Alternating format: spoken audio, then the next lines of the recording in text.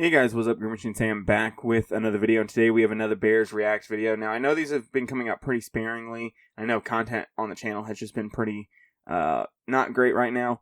I understand that. Just been having some problems with the recording. Nothing I want to bore you guys with. But let's get into the Bears versus Vikings game from just over a week ago that the Bears ended up winning 12 to 10? Yeah, because they scored 4 straight field goals. Fucking terrible offense, Jesus.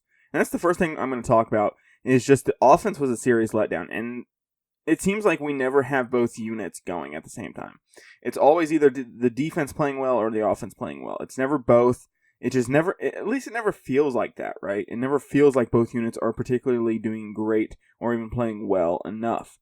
No touchdowns for the offense, and somebody, I saw something on Twitter where it was like, what's a conspiracy you believe in? And somebody had put like Luke Getsy came from the Packers to destroy the Bears. He's not a good OC. He's just not. I don't even think he was an OC when he left. I'm pretty sure he was just the quarterback coach for Aaron Rodgers. Like, why the fuck do people not understand? Stop hiring these offensive coordinators that have great QBs. You know, for the most part, anyway. For the most part, right? If the quarterback was great before that offensive coordinator took over, and he was great after that offensive coordinator took over, then it's not the fucking offensive coordinator that is good. It's the quarterback. Now, somebody like Brian Daboll, where it was like Josh Allen's not that great of a quarterback, he still needs to develop, and Brian Daboll comes in, he plays well with Daboll, and then Daboll goes and becomes a coach, then that's a little bit different. You know, you can see the progression there. The defense has come alive, but I don't really want to give credit to Eberflus. I don't think it's really a turnaround based on him. I think it's just more the talent level finally stepping up in continuity, consistency in our play. And like I said, I don't want to give credit to Eberflus. I don't think he's the reason why the defense has turned it around. I don't think it was Allen Williams being that bad. I think it was just genuinely the talent level kind of showing out a little bit more than anything else, as well as just them actually wanting to play, which is 2 very big reasons why this defense has turned around. And one narrative that I've been seeing going around is TJ Edwards being better than Roquan. I love TJ. I'm glad I was wrong about him, right? I said I didn't think that we should have paid 2 linebackers. I still don't think we should have paid 2 linebackers, but I was definitely wrong about TJ Edwards, right? He's very good. He's played well. He's continuously playing well. He leads the league in tackles. He has just played far and away just really good. He's played phenomenally. He is not a better linebacker than Roquan. He does not have a bigger impact on the game than Roquan. I would still rather have Roquan, but TJ Edwards is a fine substitute, especially for how much money we are paying him. Like I said, I was wrong about him. I'm glad I'm wrong about him. Something I will always say, and you will hear me say, especially come draft time and stuff, is just because I don't like you as a player, in terms of I think you're maybe bad, or you're going to be bad, or something like that, does not mean I don't want you to succeed. I would rather be proven wrong I said, hey, I don't think this player is going to be very good, and you go out and ball out. I'd rather have you go out, ball, prove me wrong, than me be right. It's just something I've always had in my mind, right? When I said I didn't like the Mitch Trubisky pick, I wasn't rooting against him. I just, said what I was thinking. The defensive backs have been playing pretty good, but they can't stay on the field. They just can't. Seems like every game we have one of the defensive backs go down. Whether it's, Terrell Smith going down, or it's Jaquan Brisker, or it's Eddie Jackson, or it's Kyler Gordon. Somebody at some point is going down in that defensive back group, and it's getting frustrating. I know they can't, do anything about it, right? If you step wrong, just the way some players' bodies are built, they can't keep up with the physical demands of the NFL, and it comes back and it shows, right? And I'm not going to hold anything against these guys for being injured. If they're not taking care of their body, that's one thing, then yeah, you do kind of deserve some of the blame. But some people just, their bodies can't hold up. It's been proven, right? There's certain players that no matter how hard they try, no matter how hard they work, no matter how hard they work in the offseason to get their bodies right, to be ready to go, their bodies just can't sustain the wear and tear that gets put on it from the NFL. They just can't. The coaching is just, it's fucking bad. The coaching staff needs to be fired. And something that we're going to talk about here in just a minute is the fact that if we could close out games, right? If we could have closed out the Lions game, if we could have closed out the Broncos game, And if Fields didn't get hurt in that Vikings game, those are 3 potential wins that we had sitting there on our plate that we could have went out and gotten. And we would currently be, I think it's like 7-5, and fighting for first place going into this week. Now, of course, those are all big what-ifs. Of course, I'm not going to sit here and be like, oh, we deserve to be there. No. We didn't close out those games. We don't deserve to be there. This coaching, and I saw some people being like, the Bears could really push for that 7th seed coming soon, with injuries and stuff from other teams. We could easily be looking at that 7th seed if they just play well over these next couple weeks. I don't understand that thought process, especially if you're not a fan of this coaching staff. If we made the playoffs, Eberflus, Getsy would get another fucking year. There's no reason for us to go to the playoffs this year, and no reason you should want that to happen. If you are not a fan of Eberflus and Getsy, you should not want that to happen at all. Just saying. Going back to the coaching aspect is, these player penalties are killing us. We are getting penalized out the ass. I'm pretty sure since like week 8 or so, we're like one of the most penalized teams right now, which is fucking insane. I know we've been one of the most penalized teams over the last couple weeks, which is insane. Something needs to be discussed, and it's just weird, It's just weird how penalized we are, especially over the last couple weeks. And with the penalties, especially on the offensive side of the ball, whenever we get like a decent penalty, like a holding penalty on like a first or second down, Luke Getsy just like shuts down the offense. He's like, we're just going to run halfback draw and a fucking screen pass and then punt the football away. It is so weird, this dude's mentality in, something going not correctly and then him just wanting to punt the football away. Like, it would be more beneficial, like, if we got a holding call on a 1st and 10 and now we're 1st and 20 at our own 15, it'd be better just to punt the fucking football there, right then and there, because Luke Getsy isn't going to want to fucking do shit.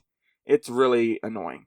And I've never understood the obsession with screen passes, especially with not a tremendously athletic offensive line or with receivers that are willing to put in the work. And this is something that I haven't understood for a while. Is it's been like 3 weeks in a row where we've had certain players in the wrong positions. Whether it's Dylan Cole on the goal line unit, not being able to keep up with, I forget who it was getting to the edge. Montez Sweat and Yannick not being in on a 4th quarter drive to help the pass rush when you brought those guys in for pass rushing stuff.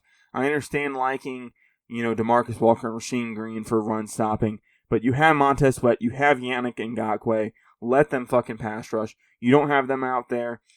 There was 1 week where Tremaine Edmonds wasn't out on the field. It's just a weird system that this coaching staff is running, not putting players in the correct spot. Equinemius not being in on run blocking downs, as well as, helping out in the screen game. When he's willing to block, when he's willing to put in the work, but we're going to send 3 tight ends out there and they're going to stack the box and fuck us up. At least Equinemius gives us that little bit of an advantage, basically saying, hey, we at least have 2 wide receivers out there. They're going to have to respect that just a little bit more. I don't understand key and big players just not being out on the field at certain times. I really don't. Ryan Poles, we need to have a discussion. Please pay Jalen Johnson. If you fucking don't pay him and somebody else does, I'm going to be deeply upset. Everybody in Chicago should be deeply upset if you let Jalen Johnson walk. I know he's left 2 picks on the field. I know he's left even possibly 3, if I remember correctly. This dude is a good corner. Pay the motherfucker. You talk about homegrown talent. Pay the man. He is a good corner. He will continue to be a good corner. He is only like 24 or 25. He's going to be, I think, 25 in the offseason. Pay the man. He is young. He is athletic. He is big. He is physical. He is exactly what a coaching staff wants in a corner. Pay the motherfucker. Or somebody else will. This is something I want to talk about as well, is I don't understand the celebration that people are giving and the praise that people are giving to Ryan Poles for getting good value for number 1 of last year. It's like, yes, he got a number 1 this year that just happened to be the Panthers, and they just happen to be the worst team in the NFL. But it would be more surprising if he didn't get a good value in return for that number 1 last year. If this pick wouldn't have been number 1, let's say the Panthers were a middle-of-the-road team, I personally think it wasn't a great value.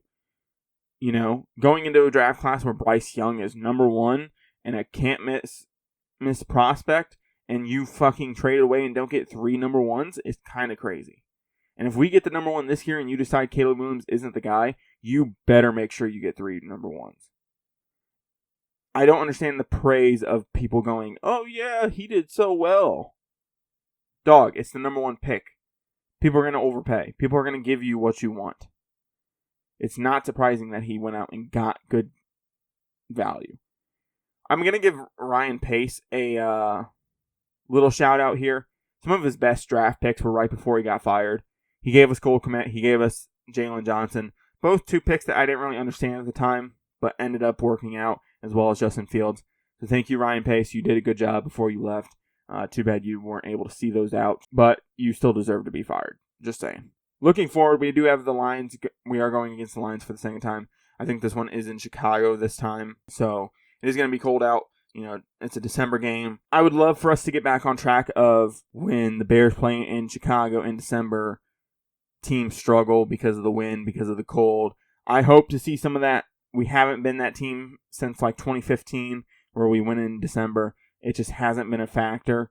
I think we are pretty negative in December, but then again, we've just had some bad seasons as well over the last 8 years, 9 years. So hopefully we can get back on track in the December mark where it's like, hey, we're playing at home in December. It's going to be cold. It's going to be chilly. It's going to be all these different elements when, you know, dome teams come to town. We should be able to put a little bit more of a beating on them. We should be used to this weather. I'm just hoping to see some type of competitive game. You know, it's not that I don't want the Bears to win. It's more the fact that at this point in the season, a win doesn't mean anything besides losing out on draft value. I just want to see the team competitive. I think a lot of Bears fans, as long as we're seeing the team competitive, it sucks losing games. Don't get me wrong. I fucking hate losing. I don't like seeing us lose.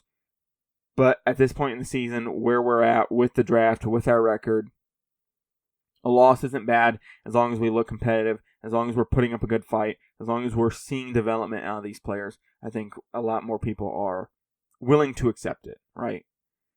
And then keys to the game is going to be stopping the run. David Montgomery, Jahmyr Gibbs are really good, and pushing Goofball around, pushing Jared Goff around. I think last time we played him, we did a really good job of that, making him throw off schedule, making him throw off platform, get him moving, get him on, get him moving just enough. Fuck with him just a little bit. You don't have to get to him all the time. Just fuck with him just a little bit.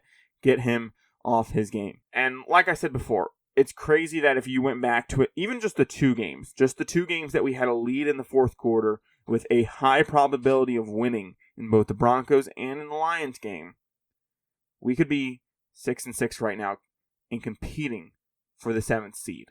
I think we would have actually been in based off of head-to-head matchups. That's crazy. If we could have finished out those two games, it would be 6-6 in the 7th seed.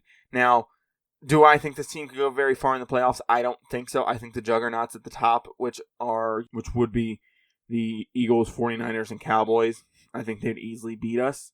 I think they just have too much talent on their team compared to us. So would I even want us to go to the playoffs? Yeah, it would be cool. It would create the narrative around Justin Fields being a good quarterback, but it would also give Eberflus and Getsy another year. And I don't think I could survive that. One last thing I want to say is I really hope Luke Getsy figures it the fuck out. I hope he decides to give these playmakers an opportunity to play. I hope he decides to give these receivers an opportunity to prove themselves, because we do need to see what we have going into next year. Now, if he's a bitch, he doesn't have to do any of this. He could just be like, fuck it, we're going to run the ball 50 times, and that's it, because I don't feel like showing anybody what this team has.